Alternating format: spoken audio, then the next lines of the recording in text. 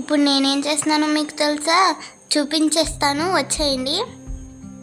ఒక పెద్ద గిన్నెలో అయితే 5 లోటాలు వాటర్ అయితే పోసేస్తున్నాను. ఈ వాటర్ని అయితే పొయ్యి మీద పెట్టి బాగా మరగనివ్వాలి.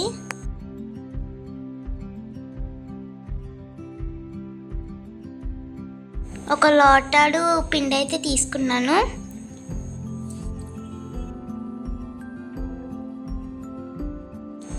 దీన్నైతే ఇందులో వాటర్ పోసి దీన్నైతే బాగా కలుపుకోవాలి. ఉండలు లేకుండా అయితే కలుపుకోవాలి. ఈ పిండిని అయితే మరుగుతున్న వాటర్లో అయితే యాడ్ చేసుకోవాలి. దీన్నైతే బాగా ఉడికిదాకా అయితే ఉంచుకోవాలి.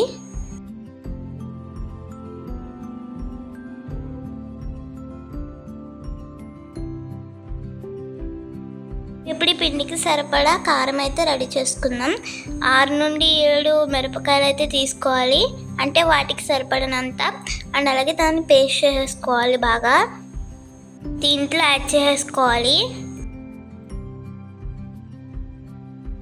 టేస్ట్కి సరిపడా ఉప్పు, అలాగే జీలకర్ర కూడా వేసుకోవాలి.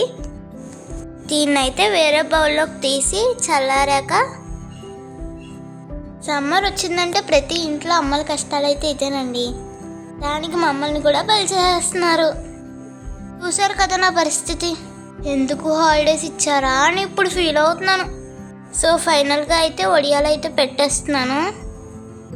అలాగే నా ఛానల్ని ఎవరైతే సబ్స్క్రైబ్ చేసుకోలేదో ఇప్పుడే చేసేసుకోండి. అలాగే మీరు నన్ను సపోర్ట్ చేస్తే ఇంకా మంచి వీడియోస్ అయితే చేస్తాను.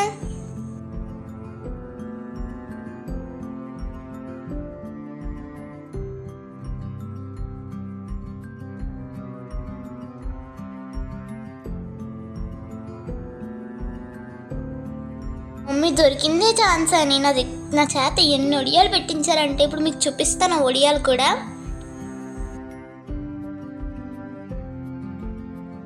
ఇవేనండి నా ఒడియాల కష్టాలు. ఇన్ని అయితే పెట్టించేశారండి నా చేత. Okay, bye bye.